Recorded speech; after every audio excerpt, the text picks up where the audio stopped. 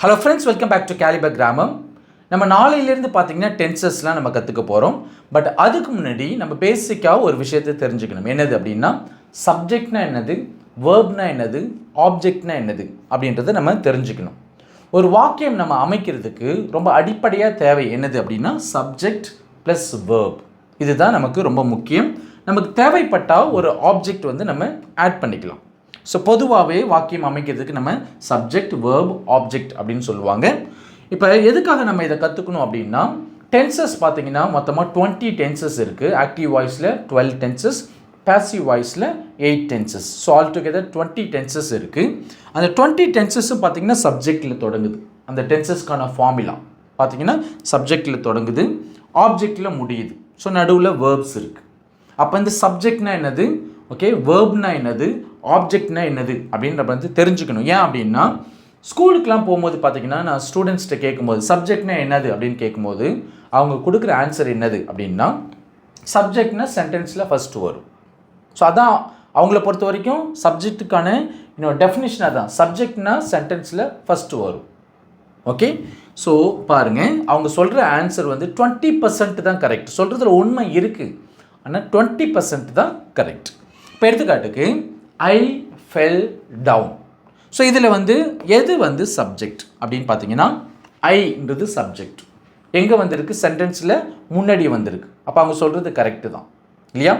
So இரண்டாவது sentence பாருங்கள், yesterday ஐ fell down. நேற்று நான் கீழே விழுந்தேன். ஸோ இங்கே சப்ஜெக்ட் என்னது, ஐ முன்னாடி வந்திருக்கா, சென்டென்ஸ் முதல்ல சப்ஜெக்ட் வந்திருக்கா, இல்லை, இரண்டாவது இடத்துல வந்திருக்குது. ஸோ மூன்றாவது சென்டென்ஸ்க்கு வரலாம், there is an ATM. So subject எங்கே இருக்குது இந்த சென்டென்ஸில், ஆக்சுவலி பார்த்தீங்கன்னா கடைசியில் இருக்குது. அண்ட் ஏடிஎம்ன்றது தான் சப்ஜெக்ட். ஓகே, ஸோ கம்மியர், இங்கே எங்கே சப்ஜெக்ட் இருக்குது, சப்ஜெக்டே இல்லை. கம்ன்றது வேர்ப், ஹியர்ன்றது ஆட்வேர்ப். ஓகே, ஒரு வேர்பும் ஒரு ஆட்வேர்பும் சப்ஜெக்டாக இருக்க முடியாது. அப்போ இந்த இடத்துல சப்ஜெக்டே இல்லை. டிட் யூ கோ தேர், நீங்கள் அங்கே போனீங்களா? ஸோ இங்கே எங்கே சப்ஜெக்ட் வந்திருக்கு, யூன்றது தான் சப்ஜெக்ட். ஆக்சுவலி இரண்டாவது இடத்துல வந்திருக்கு, சென்டென்ஸில் முன்னாடி வரல, இரண்டாவது இடத்துல வந்திருக்கு. வாட் டு யூ வாண்ட், உங்களுக்கு என்ன வேணும், வாட் டு யூ வாண்ட். இந்த இடத்துல யூன்றது தான் சப்ஜெக்ட், மூன்றாவது இடத்துல வந்திருக்கு சப்ஜெக்ட், மூன்றாவது வேர்டாக வந்திருக்கு. How beautiful the Taj Mahal is. Taj Mahal என்ன அழகு அப்படின்னு சொல்லுவோம் இல்லையா? ஸோ இந்த இடத்துல சப்ஜெக்ட் என்னது, த தாஜ்மஹால், ஆல்மோஸ்ட் கடைசியில் வந்திருக்கு. அப்போ ஒரு சென்டென்ஸில் முதல்ல இருக்கிற வார்த்தை தான் ஓகே சப்ஜெக்ட் அப்படின்னு கண்ணை மூடிட்டு நம்ம ஒரு கோடை போட்டு எஸ் அப்படின்னு போட்டுற முடியாது. ஓகே, சப்ஜெக்ட் அப்படின்னா என்னது அப்படின்றத நம்ம தெரிஞ்சுக்கணும். ஓகே, முதல்ல.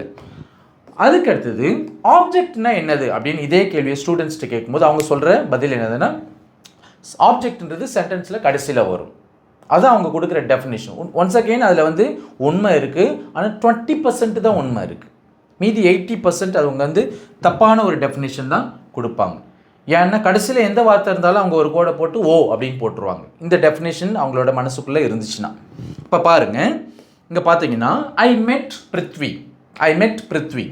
ஸோ இங்கே எங்கே ஆப்ஜெக்ட் இருக்குன்னா, பிருத்வின்றது தான் ஆப்ஜெக்ட். நான் பிருத்வியை சந்தித்தேன். அவங்க சொன்னா போல் சென்டென்ஸில் கடைசியில் தான் ஆப்ஜெக்ட் வந்திருக்கு. ஓகே, ஸோ இதுதான் ஆப்ஜெக்ட். அடுத்து பாருங்கள், I worked hard, I worked hard. சில ஸ்டூடெண்ட்ஸ் என்ன பண்ணுவாங்க, கண்ணை மூடிட்டு ஹார்டுன்றது ஆப்ஜெக்ட் ஏன்னா கடைசியில் வந்திருக்கு அப்படின்னு போட்டுருவாங்க. ஆனால் தப்பு, ஹார்டுன்றது ஆப்ஜெக்ட் கிடையாது.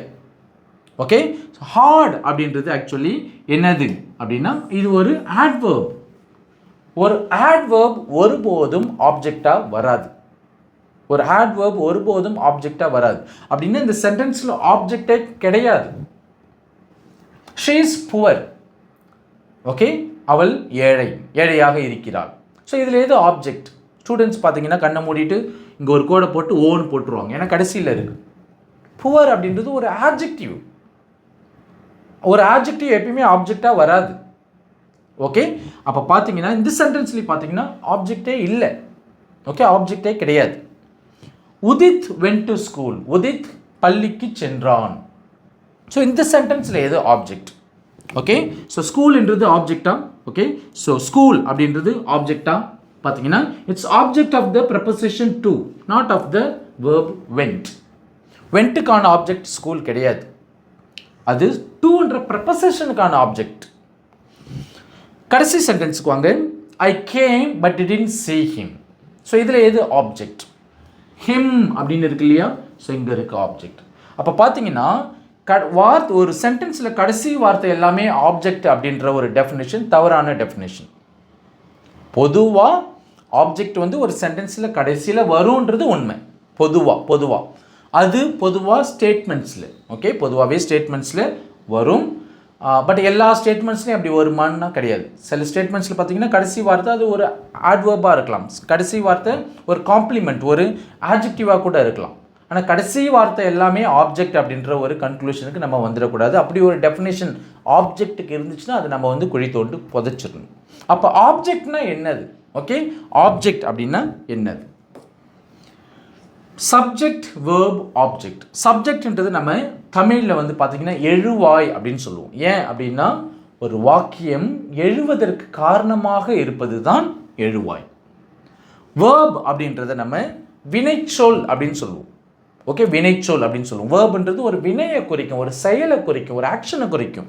அதனால அதை நம்ம வினைச்சொல் அப்படின்னு சொல்லுவோம். ஆப்ஜெக்ட் அப்படின்றது நம்ம தமிழில் செய்யப்படு பொருள் அப்படின்னு சொல்லுவோம். செய்யப்படு பொருள், இந்த வினையால் பாதிக்கப்படுகின்ற பொருள், நல்ல விதமாகவோ அல்லது கெட்ட விதமாகவோ. ஓகே, ஸோ வினையால் பாதிக்கப்படுகின்ற ஒரு பொருள், இந்த வினையை ஏற்றுக்கொள்கின்ற ஒரு பொருள். ஓகே, இந்த ஆக்ஷனை ரிசீவ் பண்ணுற ஒரு பொருளாக இருக்கலாம் அல்லது நபராக இருக்கலாம். அதை தான் நம்ம வந்து ஆப்ஜெக்ட் அப்படின்னு சொல்லுவோம், செய்யப்படும் பொருள் அப்படின்னு சொல்லுவோம். இப்போ தமிழில் பார்த்தீங்க அப்படின்னா இனியன் பந்தை உதைத்தான். ஸோ இனியன் அப்படின்றது சப்ஜெக்ட், உதைத்தான், உதைத்தல் வினையை குறிக்குது, வேர்ப். பந்தை, எதை உதைத்தான்? பந்தை. ஸோ இந்த உதையை வாங்கினது என்னது? பந்து, செய்யப்பட்ட பொருள் என்னது? பந்தை. அப்போ இந்த பந்தைன்றது தான் ஆப்ஜெக்ட். SOV தமிழில் பாருங்கள். ஆனால் இங்கிலீஷில் நம்ம அதை டிரான்ஸ்லேட் பண்ணும்போது தமிழ் சென்டென்சஸ் அப்படியே லிட்ரலாக வேர்ட் பை வேர்ட் டிரான்ஸ்லேட் பண்ண முடியாது. இப்போ பாருங்கள், இனியன் பால் கிக்ட், இனியன் பால் கிக்ட். இது ஒரு ப்ராப்பர் சென்டென்ஸே கிடையாது இங்கிலீஷில். அப்போ அது இங்கிலீஷில் எப்படி சொல்லணும்? இங்கிலீஷில் வேறு ஃபார்முலா இருக்குது. இனியன்றது சப்ஜெக்ட், இனியன் என்ன பண்ணான்? கிக்ட், கிக்ட்ன்றது வேர்ப். எதை உதைச்சான்? பால். Okay, பால்ன்றது object. அப்போ தமிழில் பார்த்தீங்கன்னா SOV அப்படின்னு ஒரு ஃபார்முலா யூஸ் பண்ணுறோம். ஆனால் இங்கிலீஷில் பார்த்தீங்கன்னா அது SVO, subject, verb, object. So இந்த ஆர்டரில் தான் சென்டென்சஸ் வந்து நம்ம இங்கிலீஷில் வந்து அமைப்போம். இப்போ சப்ஜெக்ட் அப்படின்னா தெரிஞ்சுக்கணும் அப்படின்னா, ஆப்ஜெக்ட் அப்படின்னு தெரிஞ்சுக்கணும் அப்படின்னா முதல்ல வேர்ப்னா என்னன்னு தெரிஞ்சுக்கணும். ஏன்னா சப்ஜெக்ட்டுக்கும் ஆப்ஜெக்ட்டுக்கும் அது வேர்பு கூட இருக்கிற ரிலேஷன்ஷிப் தான் அது சப்ஜெக்டாக வேர்பான்றதை நிர்ணயிக்கும். அதனால் முதல்ல வேர்ப்னா என்னது அப்படின்றத நம்ம தெரிஞ்சுக்கணும். இப்போ பாருங்கள், வேர்பு தான் ஒரு சென்டென்ஸுடைய சோல் அப்படின்னு சொல்லலாம். The soul of a sentence is a verb. Okay, ஒரு வாக்கியத்துடைய ஆன்மா என்னது அப்படின்னா அது வந்து வேர்பு தான். சப்ஜெக்டே இல்லாமல் சென்டென்ஸ் நம்ம ஃபார்ம் பண்ணிடலாம். சப்ஜெக்டே இல்லாமல் ஒரு சென்டென்ஸ் ஃபார்ம் பண்ணிடலாம். இப்போ எடுத்துக்கிட்டு இம்பரேட்டிவ் சென்டென்சஸ். ஓகே, சப்ஜெக்ட் இருக்காது. கமியர் அப்படின்னு சொல்கிறோம், டோன்ட் கோ தேர் அப்படின்றோம். இல்லைன்னா சப்ஜெக்டே கிடையாது. ஸோ சப்ஜெக்டே இல்லாமல் கூட சென்டென்சஸ் நம்ம ஃபார்ம் பண்ணிடலாம். ஆனால் வேர்ப் இல்லாமல் சென்டென்ஸ் இருக்காது. ஸோ இந்த பாடி, நான் மனோஜ், ஓகே மனோஜ், இந்த பாடியில் உயிர் இல்லை, ஆன்மா இல்லைன்னா இது ஒரு டெட் பாடி, அவ்வளோதான். இது ஒரு நான் மனோஜ்னு சொல்ல முடியாது. அதே போல் தான் ஒரு சென்டென்ஸில் வேர்ப் இல்லைன்னா அது சென்டென்ஸ் கிடையாது. அப்போ ஒரு சென்டென்ஸுடைய ஆன்மாவாக இருக்கிறது என்னது அப்படின்னா வேர்பு தான். அந்த வேர்பை நம்ம இங்கிலீஷில் வினைச்சொல் அப்படின்னு சொல்கிறோம்.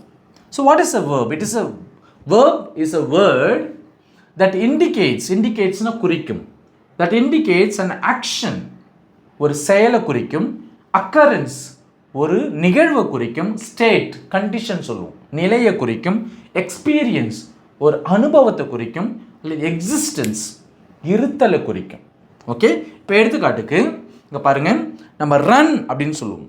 ரன் அப்படின்றது ஒரு ஆக்ஷன், ஓடுறது ஆக்ஷன். வாக் அப்படின்றது ஒரு ஆக்ஷன், நான் ஆக்ட் பண்ணுறேன். ஸ்டடி அப்படின்றது ஒரு ஆக்ஷன். கோ ஒரு ஆக்ஷன். கம் ஒரு ஆக்ஷன். ஸோ இந்த ஆக்ஷனை குறிக்கக்கூடிய ஒரு வார்த்தையாக வேர்ப் இருக்கலாம். அதே போல் அக்கரன்ஸ் ஒரு நிகழ்வை குறிக்கக்கூடிய ஒரு வார்த்தையாக கூட இருக்கலாம். ஹேப்பன், அக்கர் அப்படின்னா நிகழ்தல், நேர்தல், நடத்தல் அப்படின்னு அர்த்தம். அப்போ நிகழ்வை குறிக்கக்கூடிய ஒரு சொல்லா வேர்ப் இருக்கலாம். எக்ஸ்பீரியன்ஸ் அனுபவத்தை குறிக்கக்கூடிய ஒரு சொல்லாவும் verb இருக்கலாம். எடுத்துக்காட்டுக்கு feel, I feel hungry, I feel thirsty. இது ஒரு ஆக்ஷன் கிடையாது. ஸோ ஃபீல் பண்ணுறது வந்து ஒரு ஆக்ஷன் கிடையாது, அது ஒரு அனுபவம், எக்ஸ்பீரியன்ஸ். அப்போ எக்ஸ்பீரியன்ஸை குறிக்கக்கூடிய ஒரு சொல்லாவும் என்னது இருக்கலாம், verb இருக்கலாம். Feel, pain. ஸ்டேட், நிலை. இப்போ எடுத்துக்காட்டுக்கு he seems to be happy, அவர் பார்க்குறதுக்கு சந்தோஷமாக தெரிகிறார். அவர் பார்க்கறதுக்கு சந்தோஷமாக தெரிகிறாருன்றது ஒரு ஆக்ஷன் கிடையாது, அது ஒரு ஸ்டேட், அவருடைய ஸ்டேட். ஐ நோ இங்கிலீஷ், எனக்கு இங்கிலீஷ் தெரியுன்றது ஒரு ஆக்ஷன் கிடையாது, அது ஒரு ஸ்டேட். ஓகே, அப்போ பார்த்தீங்கன்னா ஒரு வேர்புன்றது ஸ்டேட்டை குறிக்கக்கூடிய ஒரு வார்த்தையாக இருக்கலாம். அதே போல் எக்ஸிஸ்டன்ஸ் இருத்தலை குறிக்கக்கூடிய வார்த்தையாகவும் இருக்கலாம். இப்போ எடுத்துக்காட்டுக்கு பி ஃபார்ம்ஸ் எல்லாமே be, am, is, are, was, were, been, இது எல்லாமே இருன்ற மீனிங்கில் தான் வருது இல்லையா. ஸோ இது எல்லாமே கூட வேர்ப்ஸ் தான். Okay, verbs. அப்போ ஒரு வேர்ப்ன்றது ஆக்ஷனை குறிக்கும், அக்கரன்ஸை குறிக்கும், எக்ஸ்பீரியன்ஸை குறிக்கும், ஸ்டேட்டை குறிக்கும், எக்ஸிஸ்டன்ஸை குறிக்கும், அதுதான் வேர்ப். இப்போ எடுத்துக்காட்டுக்கு ஐ இன்ஃப்ளேட்டட் த பால். ஸோ நான் பந்துக்கு காற்று அடித்தேன். காற்று அடிப்பது அதுதான் இந்த இடத்துல வினை, அதுதான் செயல். அப்போ இன்ஃப்ளேட்டட் அப்படின்றது தான் verb. I deflated the balloon. நான் பந்திலிருந்து காற்றை பிடுங்கி விட்டேன். ஸோ காற்றை பிடுங்கி விடுதல், அதுதான் இந்த இடத்துல ஆக்ஷன், செயல், வேர்ப். அப்போ டிஃப்ளேட்டட் அப்படின்றது தான் இந்த இடத்துல verb. His grandma raised him. அவனுடைய பாட்டி அவனை வளர்த்தார்கள். வளர்த்தல். ஓகே, வளர்த்தல் அப்படின்றது தான் இந்த இடத்துல வேர்ப். அப்போ raised-ன்றது தான் verb. Okay, it rained yesterday. நேற்று மழை பெய்தது. ஸோ மழை பெய்தல் அப்படின்றது தான் நிகழ்வு, ஒரு நிகழ்வு. ஸோ இந்த இடத்துல இதுதான் வேர்ப். ஓகே, இதுதான் வேர்ப். அப்போ ஒரு சென்டென்ஸில் பார்த்தீங்கன்னா வேர்ப்ன்றது ஒரு ஆக்ஷனை குறிக்கும், ஒரு நிகழ்வை குறிக்கும். ஸோ ஞாபகம் வச்சுக்கிங்க. So what is a subject? ஒரு சப்ஜெக்ட்னா என்னது? ஸோ இதுதான் ரொம்ப முக்கியமானது. ஓகே, என்னது? The subject is a noun or pronoun that the sentence is all about. ஒரு வாக்கியம் யாரை பற்றியதோ, எதை பற்றியதோ அதுதான் சப்ஜெக்ட். எந்த நவுனை பற்றியதோ அல்லது எந்த ப்ரோனவுனை பற்றியதோ அதுதான் சப்ஜெக்ட். ஓகே, அப்போ இந்த சென்டென்ஸே இந்த சப்ஜெக்டை பற்றியதாக தான் இருக்கும் அந்த சென்டென்ஸ். ஓகே, இந்த டெஃபினேஷனில் பார்த்தீங்கன்னா இன்னொரு மீனிங் இருக்கு. என்னது? ஒரு சப்ஜெக்ட்ன்றது நவுனாக இருக்கும் அல்லது ப்ரோனவுனாக இருக்கும். ஓகே, நவுனாக இருக்கும் அல்லது ப்ரோனவுனாக இருக்கும். இப்போ எடுத்துக்காட்டுக்கு Priya is an affectionate girl. Priya ஒரு பாசமான சிறுமி அல்லது பெண் அப்படின்னு சொல்கிறோம்.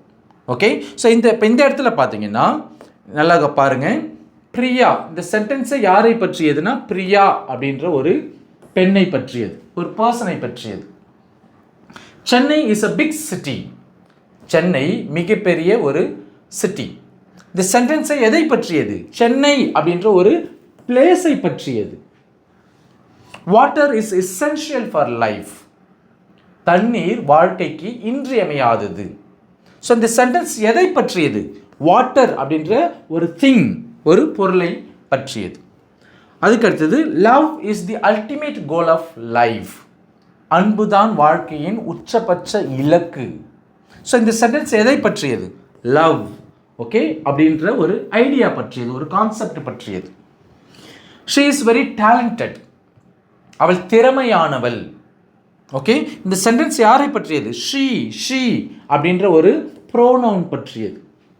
அப்போ எந்த நவுனை பற்றியதோ அந்த சென்டென்ஸ் அல்லது எந்த ப்ரோனவுனை பற்றியதோ அந்த சென்டென்ஸ், அதுதான் அந்த சென்டென்ஸில் சப்ஜெக்ட். ஓகே, ஸோ இதுதான் முதல் விஷயம், நம்ம சப்ஜெக்டை பற்றி ஞாபகம் வச்சுக்கணும். இரண்டாவது, the subject is an answer to the questions who and what. ஒரு சென்டென்ஸில் இந்த ரெண்டு கேள்விக்கு ஆன்சராக வருது தான். ஹூ அப்படின்னா நம்ம தமிழில் என்ன சொல்லுவோம்? யார் அப்படின்னு சொல்லுவோம், யார். வாட் அப்படின்னா எது அல்லது என்ன. ஸோ இங்கிலீஷில் ஹூ வாட்ன்ற கேள்விக்கு, தமிழில் யார் எது என்னன்ற கேள்விக்கு ஒரு சென்டென்ஸில் ஆன்சராக எது வருதோ அதுதான் சப்ஜெக்ட். இப்போ எடுத்துக்காட்டுக்கு சிவா சிங்ஸ் வெல். சிவா நன்றாக பாடுகிறார். Who sings well? Okay, who sings well? யார் நன்றாக பாடுவது?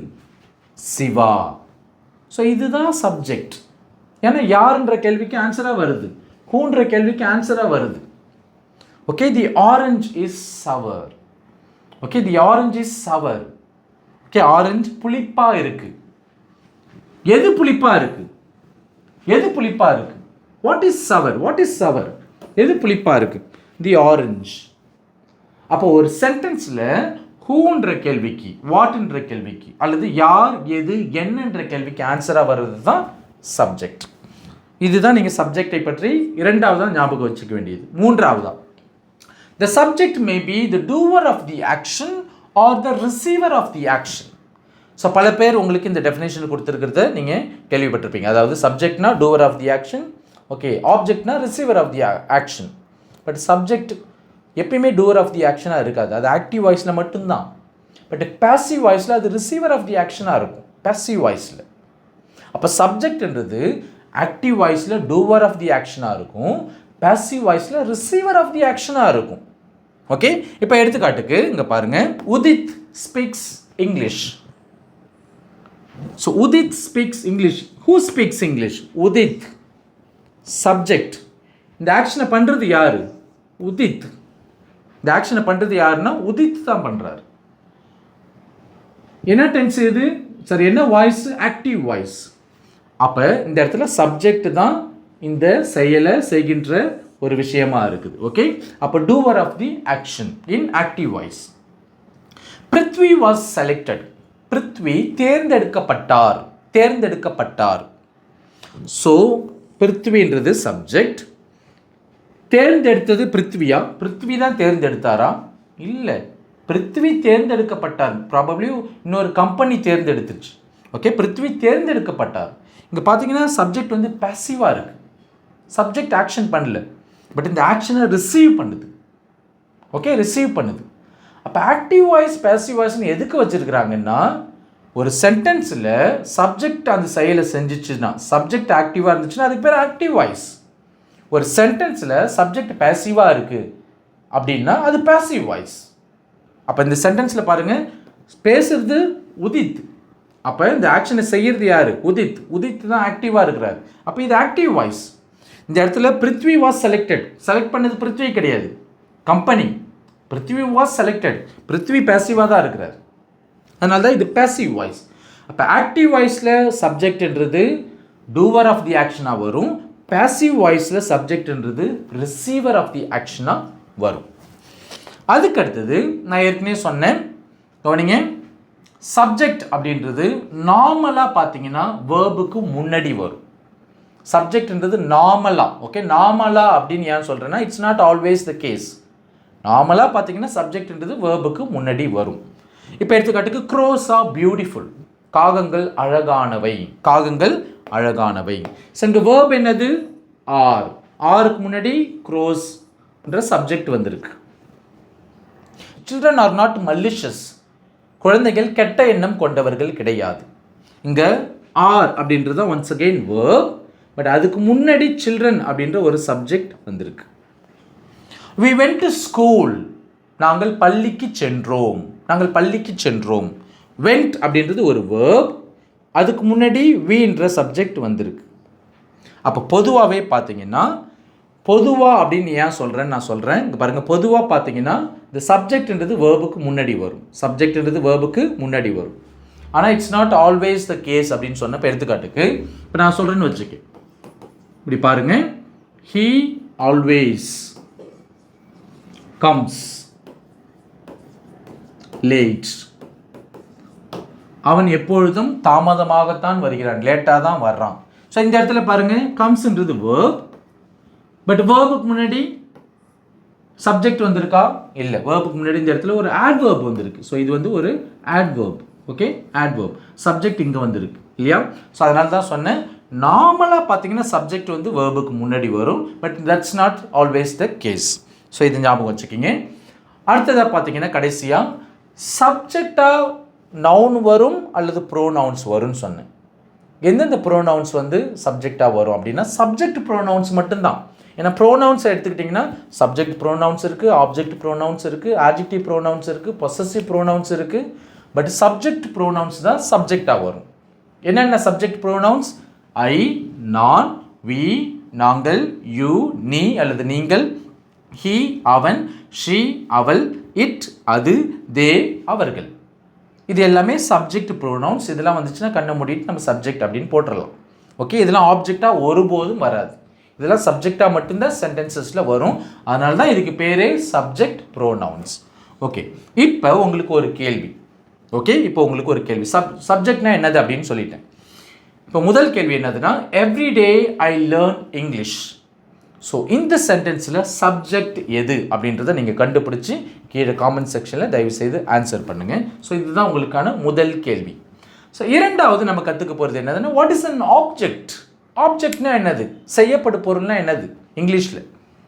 ஓகே, ஸோ ஃபர்ஸ்ட் பாருங்கள், the object is the noun or pronoun that receives the action of the verb.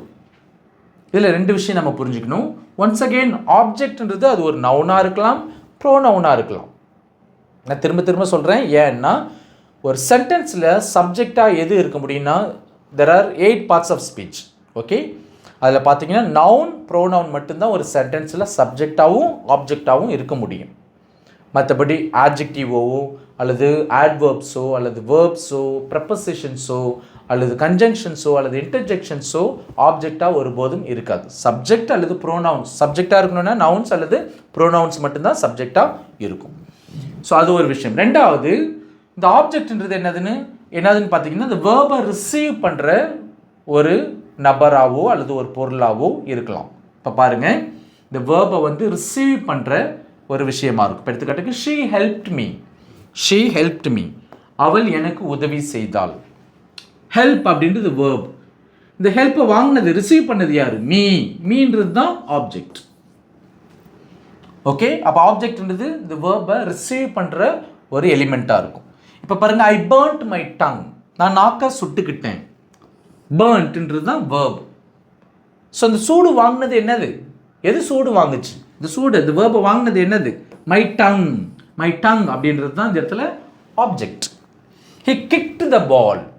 அவன் பந்தை உதைத்தான். கிக்ட்ன்றது வேர்பு. ஆனால் இந்த உதையை வாங்கினது என்னது? த பால். இதுதான் ஆப்ஜெக்ட். அப்போ ஆப்ஜெக்ட் அப்படின்றது வேர்பை ரிசீவ் பண்ணுறத ஒரு எலிமெண்ட்டாக இருக்கும். அதுதான் ஆப்ஜெக்ட். ஸோ வேர்பை ரிசீவ் பண்ணுற ஒரு நவுன் அல்லது ப்ரோனவுனை தான் நம்ம ஆப்ஜெக்ட் அப்படின்னு சொல்கிறோம். ஸோ அடுத்தது பார்த்தீங்கன்னா, it basically answers the question what or whom. It is basically போட்டிருக்கேன், தப்பு. It basically answers the question what or whom. So இங்கிலீஷில் இந்த ரெண்டு கேள்விக்கு ஆன்சர் பண்ணுறது என்னது அப்படின்னா, அது ஆப்ஜெக்ட். இங்கிலீஷில் வாட், ஹூம்ன்ற ரெண்டு கேள்விக்கு ஆன்சர் பண்ணுறது என்னவா இருக்கும்? ஆப்ஜெக்டாக இருக்கும். தமிழில் பார்த்தீங்கன்னா, யாரை எதைன்ற கேள்விக்கு ஆன்சர் பண்ணுறது ஓகே ஆப்ஜெக்டாக இருக்கும். இப்போ எடுத்துக்காட்டுக்கு, ஐ பாட் அ ஃபோன். ஐ பாட், நான் வாங்கினேன். நான் எதை வாங்கினேன்? I bought what? I bought what? A phone. அ ஃபோன்ன்றது தான் ஆப்ஜெக்ட். ஏன்னா இது வாட்ன்ற கேள்விக்கு ஆன்சர் பண்ணுது, எதைன்ற கேள்விக்கு ஆன்சர் பண்ணுது. ஐ சா ஹர், நான் அவளை பார்த்தேன். ஐ சா ஹூம். ஐ சா ஹூம், நான் யாரை பார்த்தேன்? நான் யாரை பார்த்தேன்? ஓகே, ஸோ நான் யாரை பார்த்தேன்? ஐ சா ஹர், நான் அவளை பார்த்தேன். நான் அவளை பார்த்தேன். அப்போ இந்த ஹூம்ன்ற கேள்விக்கு ஆன்சர் பண்ணுது பாருங்க. இந்த ஹூம், யாரைன்ற கேள்விக்கு ஆன்சர் பண்ணுது. ஸோ இதுதான் ஆப்ஜெக்ட். அப்போ பார்த்தீங்கன்னா, ஒரு ஆப்ஜெக்ட்ன்றது பார்த்தீங்கன்னா ஒரு நவுனாக இருக்கும், ப்ரோனவுனாக இருக்கும் சென்டென்ஸில். அது வாட், ஹூம், தமிழில் யாரை எதைன்ற கேள்விக்கு ஆன்சர் பண்ணுறதா இருக்கும். அதுதான் சென்டென்ஸில் ஆப்ஜெக்ட். ஸோ மூன்றாவது பார்த்தீங்க அப்படின்னா, it comes after the verb. It normally comes after the verb. அப்படி தான் நான் போட்டிருக்கணும் actually. It normally comes after the verb. So verbs, object எப்பயுமே வேர்புக்கு அடுத்ததாக வந்துடும். வேர்புக்கு அடுத்ததாக வந்துடும். ஸோ வேர்புக்கு அடுத்ததாக இருக்கிறது எல்லாமே ஆப்ஜெக்ட் அப்படின்னு சொல்லலை நான். ஓகே, ஆப்ஜெக்ட் வந்தால் அது வேர்புக்கு அடுத்ததாக வரும். அதை தான் சொல்லுவேன். ஆப்ஜெக்ட் வந்தால் அது வேர்புக்கு அடுத்ததாக வரும். ஆனால் வேர்புக்கு அடுத்ததாக வர்றது எல்லாமே ஆப்ஜெக்ட் கிடையாது. வேர்புக்கு அடுத்தது ஆட்வேர்பு கூட வரலாம். வேர்புக்கு அடுத்தது ஆட்ஜெக்டிவ் கூட வரலாம். ஓகே, ஸோ எதுவாக கூட இருக்கலாம். ஆனால் ஆப்ஜெக்ட் எப்பயுமே வேர்புக்கு அடுத்ததாக வரும். அதான் சொல்ல வரேன். இப்போ பாருங்கள், she pestered me. She pestered me. ஷீன்றது சப்ஜெக்ட். பெஸ்டட், பெஸ்டட் நச்சரிக்கிறதுன்னு அர்த்தம். பெஸ்டட் நச்சரித்தல். அவள் நச்சரித்தாள். யாரை? என்னை. என்னை. அப்போ வேர்புக்கு அடுத்ததா ஆப்ஜெக்ட் வந்திருக்கு பாருங்க. வேர்புக்கு அடுத்ததா ஆப்ஜெக்ட். அப்போ ஆப்ஜெக்ட் எதுக்கு அடுத்தது வந்திருக்கு? வேர்புக்கு அடுத்ததா வந்திருக்கு. He soaked. He subject. Soaked verb. அவன் ஊற வைத்தான். எதை ஊற வச்சான்? The green peas. The green peas. அப்போ இந்த ஆப்ஜெக்ட் பார்த்தீங்கன்னா வேர்புக்கு அடுத்ததாக வந்திருக்கு. இந்த ஆப்ஜெக்ட் பார்த்தீங்கன்னா வேர்புக்கு அடுத்ததாக வந்திருக்கு. சப்ஜெக்ட் பார்த்தீங்கன்னா வேர்புக்கு முன்னாடி வந்திருக்கு. ஆப்ஜெக்ட் பார்த்தீங்கன்னா வேர்புக்கு அடுத்ததாக வந்திருக்கு. ஓகேவா? ஸோ அதுக்கு அடுத்தது பாருங்கள். நான் சொன்னேன் ஆப்ஜெக்டாக நவுன்ஸ் வரலாம், ப்ரோனவுன்ஸ் வரலான்னு சொன்னேன். எந்த ப்ரோனவுன்ஸை வேணால் போட்டுற முடியுமா? நோ. ஆப்ஜெக்ட் ப்ரோனவுன்ஸ் மட்டும்தான் சென்டென்சஸில் ஆப்ஜெக்டாக வரும். இப்போ சப்ஜெக்ட் ப்ரோனவுன்ஸ் கற்றுக்கிட்டோம். அந்த சப்ஜெக்ட் ப்ரோனவுன்ஸ் ஒருபோதும் ஆப்ஜெக்டாக வராது. இந்த ஆப்ஜெக்ட் ப்ரோனவுன்ஸ் ஒருபோதும் சப்ஜெக்டாக வராது. ஓகே, ஆப்ஜெக்டாக தான் வரும். இப்போ ஆப்ஜெக்ட் ப்ரோனவுன்ஸ் அப்படின்னும் போது மீ என்னை, அஸ் எங்களை, யூ உங்களை, ஹிம் அவனை, ஹர் அவளை, இட் அதை, தெம் அவர்களை. இந்த ப்ரோனவுன்ஸ் தான் எப்பயுமே ஒரு சென்டென்ஸில் ஆப்ஜெக்டாக வரும். இப்போ உங்களுக்கு இரண்டாவது கேள்வி என்ன கேள்வி அப்படின்னா, ஐ லேர்ன் இங்கிலீஷ் டெய்லி. நான் தினமும் ஆங்கிலம் கற்றுக்கொள்கிறேன். ஸோ இதில் ஆப்ஜெக்ட் எது, ஆப்ஜெக்ட் எதுன்னு சொல்லி கண்டுபிடிச்சி அதுக்கான ஆன்சரையும் கீழே காமெண்ட் செக்ஷனில் நீங்கள் டைப் பண்ணலாம். இப்போ ரொம்ப குவிக்லி என்ன பண்ணலாம்னா ரீகேப் பண்ணலாம். சப்ஜெக்ட்டுக்கும் வேர்புக்கும் உள்ள டிஃப்ரென்சஸ் பார்க்கலாம். இப்போ பாருங்கள், சப்ஜெக்ட் அப்படின்றது பார்த்தீங்கன்னா இந்த ரெண்டு கேள்விக்கு ஆன்சர் பண்ணும். ஹூ வாட், தமிழில் யார் எது என்னன்ற கேள்விக்கு ஆன்சர் பண்ணும். ஆனால் ஆப்ஜெக்ட் பார்த்தீங்கன்னா ஹூம் வாட், யாரை எதை என்ற கேள்விக்கு ஆன்சர் பண்ணும். இப்போ எடுத்துக்காட்டுக்கு who kicked the ball, Iniyan. Okay, who kicked the ball, Iniyan. The dog bit the boy. Who bit the boy? The dog. ஹூன்ற கேள்விக்கு ஆன்சர் பண்ணுது இல்லையா? அதுக்கு அடுத்தது Iniyan kicked what, Iniyan kicked what, Iniyan எதை உதைத்தான்? The ball. ஸோ எதை என்ற கேள்விக்கு ஆன்சர் பண்ணுது. Okay, object. The dog bit whom, whom. So யாரை, யாரை? The boy. அப்போ பார்த்தீங்கன்னா சப்ஜெக்ட் ஹூ வாட்ன்ற கேள்விக்கு ஆன்சர் பண்ணும், ஆப்ஜெக்ட் whom வாட் என்ற கேள்விக்கு ஆன்சர் பண்ணும். ஓகே, தமிழில் பார்த்தீங்கன்னா உங்களுக்கு இங்கிலீஷில் கன்ஃபியூஷனாக இருந்துச்சுன்னா தமிழ்லேயே கூட கேட்டு பாருங்கள், யார் எது என்ன. ஸோ அந்த பக்கம் பார்த்தீங்கன்னா யாரை எதை. இரண்டாவது பார்த்தீங்கன்னா ஒரு சப்ஜெக்ட்ன்றது நவுன்ஸாக இருக்கலாம் அல்லது சப்ஜெக்ட் ப்ரோனவுன்ஸாக இருக்கலாம். நவுன்ஸ்னும் போது அது நவுன்ஸ் ஃப்ரேசஸாக கூட இருக்கலாம், நவுன் ஃப்ரேசஸாக கூட இருக்கலாம். ஸோ சப்ஜெக்ட்ன்றது நவுன்ஸாக இருக்கும் அல்லது சப்ஜெக்ட் ப்ரோனவுன்ஸாக இருக்கும். இங்கே பாருங்கள், இனின்றது ஒரு நவுன், ஹீன்றது ஒரு சப்ஜெக்ட் ப்ரோனவுன். ஆப்ஜெக்ட்ன்றது நவுன்ஸாக இருக்கலாம் அல்லது ஆப்ஜெக்ட் ப்ரோனவுன்ஸாக இருக்கலாம். த பால்ன்றது ஒரு நவுன். ஓகே, ஸோ ஒரு பால், த பால்ன்றது நவுன்.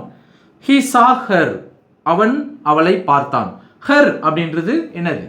ஹர்ன்றது ஒரு ஆப்ஜெக்ட் ப்ரோனவுன். அப்போ சப்ஜெக்ட் நவுன்ஸாக இருக்கலாம், சப்ஜெக்ட் ப்ரோனவுன்ஸாக இருக்கலாம். ஆப்ஜெக்ட் நவுன்ஸாக இருக்கலாம் அல்லது ஆப்ஜெக்ட் ப்ரோனவுன்ஸாக இருக்கலாம். சப்ஜெக்ட் ப்ரோனவுன்ஸ்லாம் இங்கே இருக்குது. I, we, you, he, she, it, they. இது ஆப்ஜெக்டாக வரும்போது எப்படி வரும்? இந்த ஐ மீயாக மாறிடும், வி அஸ்ஸா மாறும், யூ யூவாகவே இருக்கும், ஹி ஹிம் அப்படின்னு மாறும், ஷி ஹர் அப்படின்னு மாறும், இட் இட் அப்படின்னு மாறும், தே அப்படின்றது தெம் அப்படின்னு இருக்கும் இல்லையா? அப்போ பார்த்தீங்கன்னா இது எல்லாமே சப்ஜெக்டாக தான் வரும் எப்பயுமே. அந்த ப்ரோனவுன்ஸ் எப்பயுமே ஆப்ஜெக்டாக தான் வரும். அடுத்தது பாருங்கள், சப்ஜெக்ட் அப்படின்றது ஆக்டிவ் வாய்ஸில் டூவர் ஆஃப் தி ஆக்ஷனாக இருக்கும். ஆக்டிவ் வாய்ஸில் டூவர் ஆஃப் தி ஆக்ஷனாக இருக்கும். பாசிவ் வாய்ஸில் ரிசீவர் ஆஃப் தி ஆக்ஷனாக இருக்கும். ஓகே, இப்போ எடுத்துக்காட்டுக்கு Iniyan kicked the ball. Kick பண்ணது யாரு? இனியன் தான் கிக் பண்ணான். அப்போ இந்த கிக் பண்ண, ஓகே, இந்த கிக்கிங் அப்படின்றத செஞ்சது யார்? டூவர் யார்? இனியன். அப்போ சப்ஜெக்ட் பார்த்தீங்கன்னா இந்த டூவர் ஆஃப் தி ஆக்ஷனாக இருக்குது இந்த சென்டென்ஸில். ஏன்னா இது ஆக்டிவ் வாய்ஸ். ஆக்டிவ் வாய்ஸில் சப்ஜெக்ட் ஆக்டிவாக இருக்கும், அதனால தான் அதுக்கு பேர் ஆக்டிவ் வாய்ஸ். ஓகே, இந்த பால் வாஸ் கிக்ட், பந்து உதைக்கப்பட்டது. ஓகே, பந்து உதைக்கப்பட்டது. ஸோ இதில் எது சப்ஜெக்ட்? இந்த பால் தான் சப்ஜெக்ட். உதைக்கப்பட்டது, இந்த உதைச்சது பாலா உதைச்சது இல்லை, பால் வாங்குச்சு. பால் வாங்குச்சு, பால் உதைக்கல. ஓகே, பால் வாங்குச்சு. அப்போ இந்த இடத்துல பார்த்தீங்கன்னா சப்ஜெக்ட் பாசிவாக இருக்குது. இதுதான் சப்ஜெக்ட், இதுதான் சப்ஜெக்ட். இங்கே சப்ஜெக்ட் ஆக்டிவாக இருக்குது, இங்கே சப்ஜெக்ட் பாசிவாக இருக்குது. அப்போ பாசிவ் வாய்ஸ், அதனால தான் பாசிவ் வாய்ஸ். சப்ஜெக்ட் பாசிவாக இருக்கிறதால தான் அதுக்கு பேர் பாசிவ் வாய்ஸ். இனியன் அப்படின்ற சப்ஜெக்ட் ஆக்டிவாக இருக்குது, அதனால தான் இதுக்கு பேர் ஆக்டிவ் வாய்ஸ். இப்போ ஒரு வாய்ஸில் சப்ஜெக்ட் ஆக்டிவாக இருந்துச்சுன்னா அது ஆக்டிவ் வாய்ஸ், ஒரு வாய்ஸில் சப்ஜெக்ட் பேசிவாக இருந்துச்சுன்னா அது பேசிவ் வாய்ஸ். அப்போ பாருங்கள், சப்ஜெக்ட்ன்றது ஆக்டிவ் வாய்ஸில் ஓகே டூவர் ஆஃப் தி ஆக்ஷனாக இருக்கும், பேசிவ் வாய்ஸில் ரிசீவர் ஆஃப் தி ஆக்ஷனாக இருக்கும், அந்த உதையை வாங்கினதாக இருக்கும். ஆனால் ஆப்ஜெக்ட் அப்படின்றது ஆக்டிவ் வாய்ஸில் ரிசீவர் ஆஃப் தி ஆக்ஷனாக இருக்கும், ஆக்டிவ் வாய்ஸில் ரிசீவர் ஆஃப் தி ஆக்ஷனாக இருக்கும். With okay Iniyan kicked the ball, பால்ன்றது ஆப்ஜெக்ட், உதை வாங்கினது யார்? ஓகே இந்த பால். அப்போ இது ஆக்டிவ் வாய்ஸ், ஆக்டிவ் வாய்ஸில் இந்த உதை வாங்கினது யார்? ரிசீவர் ஆஃப் தி ஆக்ஷன் என்னது? த பால்ன்றது தான் ஆப்ஜெக்ட். பொதுவாக பார்த்தீங்கன்னா பேசிவ் வாய்ஸில் நம்ம ஆப்ஜெக்டை வந்து மென்ஷன் பண்ண மாட்டோம், ஏன்னா நம்ம ஆக்ஷனுக்கு தான் முக்கியத்துவம் கொடுப்போம். ஓகே ஆக்ஷனுக்கு தான் முக்கியத்துவம் கொடுப்போம், யார் செஞ்சாங்கன்றதுக்கு முக்கியத்துவம் கொடுக்க மாட்டோம். யார் செஞ்சாங்கன்றதுக்கு முக்கியத்துவம் கொடுக்குறோன்னா நீங்கள் ஆக்டிவ் வாய்ஸில் சொல்லிட்டு போயிடலாம், இனியன் கிக்டு த பால் அப்படின்னு சொல்லிடலாம். த பால் வாஸ் கிக்டு பை இனியன் அப்படின்னு சொல்ல வேண்டிய அவசியம் இல்லை. ஓகே ஸோ இங்கே ஆக்ஷனுக்கு தான் முக்கியத்துவம் கொடுக்குறோம். பால் வாஸ் கிக்ட், பால் உதைக்கப்பட்டது, அதுக்கு தான் முக்கியத்துவம் கொடுக்குறோம். அதனால த பால் வாஸ் கிக்ட் போதும். த பால் வாஸ் கிக்டு பை இனியன் அப்படின்னு சொல்கிறதுக்கு நீங்கள் இனியன் கிக்டு த பால் அப்படின்னு சொல்லிட்டு போயிடலாம் இல்லையா? ஸோ அதனால தான். ஸோ இந்த டிஃப்ரென்சஸ் வந்து உங்களுக்கு கட்டாயமாக தெரிஞ்சிருக்கணும். கடைசியில் பார்த்தீங்கன்னா சப்ஜெக்ட் எப்பயுமே நான் சொன்னேன் நார்மலாக அது வேர்புக்கு முன்னாடி வரும்.